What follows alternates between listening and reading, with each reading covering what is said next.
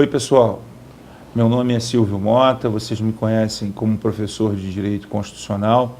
Pelo menos eu tenho vários cursos aqui, o último atualizado até fevereiro de 2011, dessa matéria, o Direito Constitucional. Só que hoje eu estou iniciando a pedidos um outro curso que eu costumo lecionar aqui na Companhia dos Módulos, os aspectos penais do conteúdo de ética na administração. Nós temos essa disciplina, ética na administração, como uma disciplina que, ao mesmo tempo que é multidisciplinar, ela também exige do candidato a interdisciplinidade, ou seja, a percepção de como essas diversas disciplinas que comportam um programa de ética na administração se interligam. Então, eu tenho um livro, sou autor de um livro em coautoria com o professor Elias Freire, de ética na administração, onde eu analiso no livro os aspectos constitucionais do programa de ética, analiso os aspectos penais, e o Elias Freire faz uma análise dos atos de improbidade administrativa e dos aspectos atinentes ao processo administrativo disciplinar. Todas essas cadeiras, todas essas disciplinas, todos esses temas comportam o programa de ética, além de uma noção de deontologia. Deontologia é o estudo da ética. Deontos é o Deus que representa a ética. Então, nós temos pela frente um desafio a apresentar para vocês, da forma mais didática possível, essa parte atinente aos crimes praticados por funcionários públicos contra a administração pública, o próprio conceito de crime, como é que isso se desdobra. Quer dizer, o programa de ética na administração geralmente assambarca essa parte penal. É muito importante que você, quando se debruce sobre esse conteúdo programático, é claro que em alguns editais o conteúdo é há uma variação num outro edital, mas de uma maneira geral, os editais seguem dentro dessa disciplina, dentro desse conteúdo programático, seguem essa base, vamos dizer assim.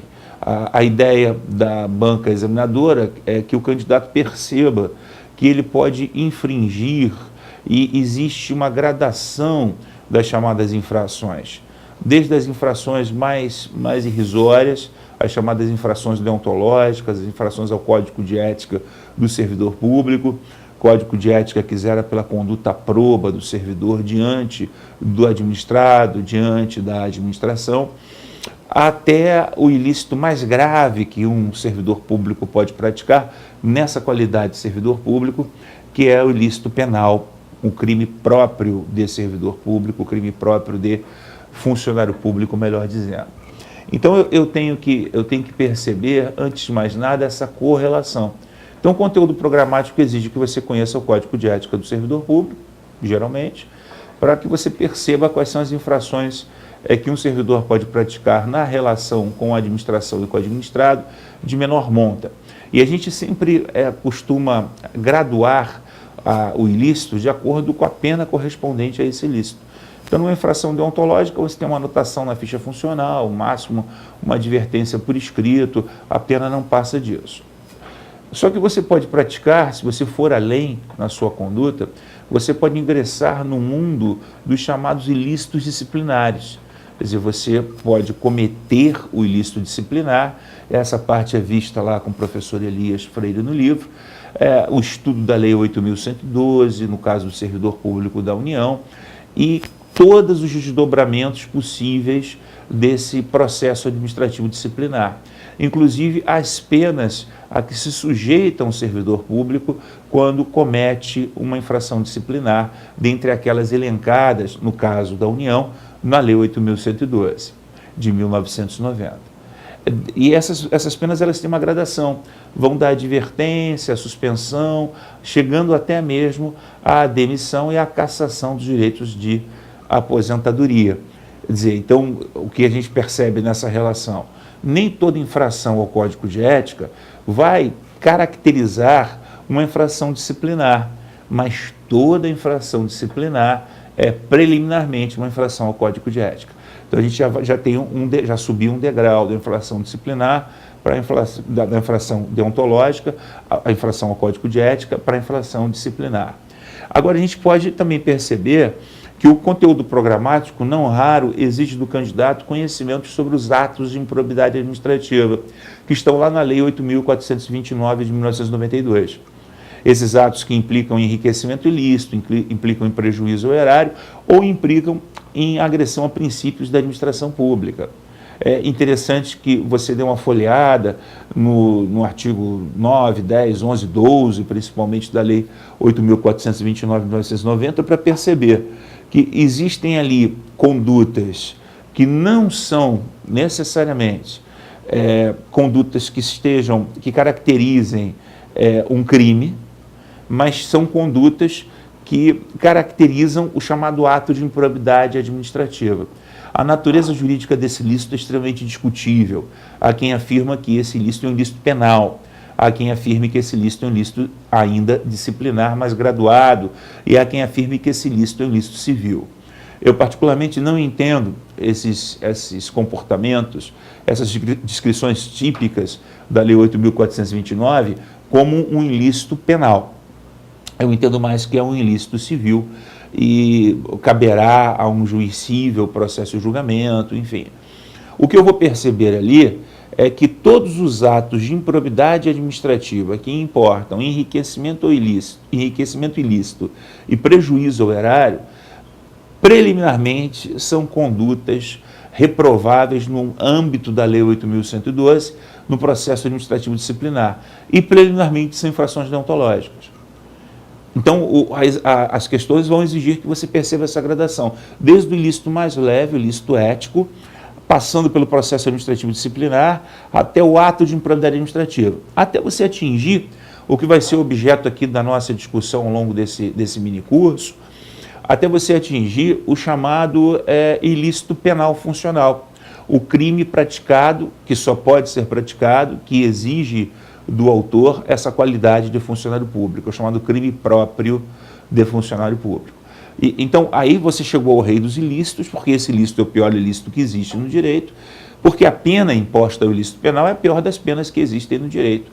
Além de você poder sofrer restrições a direitos, além de você sofrer efeitos acessórios e principais da condenação, você também vai sofrer, ou pode sofrer, uma pena pecuniária e a pena restritiva ou privativa da sua liberdade individual de locomoção. Então não existe nenhuma pena pior do que a pena privativa de liberdade. Então a concepção desse ilícito, levando-se em consideração a correspondente pena aplicada a quem ousa praticá-lo, coloca o ilícito penal como o pior dos ilícitos, o ilícito mais grave que pode ser cometido por um servidor público no exercício das suas atribuições. Observe, por exemplo, se você folhear lá a Lei 8.429, você vai ver que o peculato de uso, quer dizer, quando você usa um bem imóvel da administração em proveito próprio, a lei, você não tem o ânimo de assenhoramento definitivo, você não vai querer se apropriar, subtrair, desviar com o dolo aquele bem móvel da administração, aquele valor, aquele dinheiro, mas você usa e depois recoloca, repõe. Essa concepção gera o chamado peculato de uso, que não tem relevância penal, como a gente vai ver. Você não vai ser incurso das penas do artigo 312 do Código Penal, isso não vai acontecer, mas você vai responder por ato de improbidade administrativa, por processo administrativo disciplinar e por infração ao Código de Ética, em instâncias diferentes, com juízos diferentes, com penas diferentes, mas vai responder. Agora, se você se apropria de bem imóvel, público ou particular, com um ânimo de assenhoramento definitivo, então você, além de ter cometido o ilícito ético, o ilícito disciplinar, o ato de improbidade administrativa que importa enriquecimento ilícito, você também cometeu o crime próprio de funcionário público. Essa é a concepção, quer dizer, a partir dessa visão que a banca examinadora vai formular as questões. Eu não vou trabalhar com vocês o processo administrativo disciplinar, nem o código de ética. Eu vou trabalhar atos de improbidade administrativa, embora não tenham, na minha visão, essência penal. A gente vai ter um momento em que a gente vai esmiuçar a Lei 8.429, nos seus aspectos mais relevantes para concurso, e eu vou me focar, vou me deter mesmo no estudo do direito penal aplicável à disciplina, ou à interdisciplina, à multidisciplina ética na administração pública.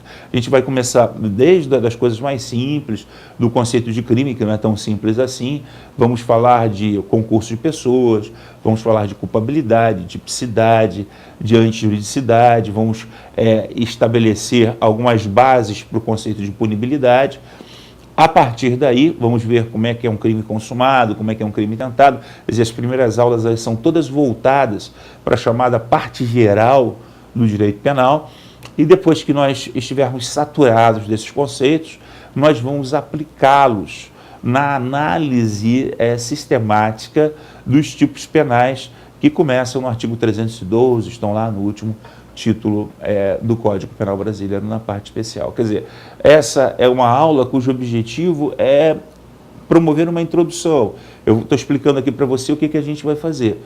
No final do curso, a gente vai resolver questões sobre todo o conteúdo explanado no curso. Você vai ter acesso ao material, vai fazer, depois vai analisar, vai visualizar as correções em vídeo desse material.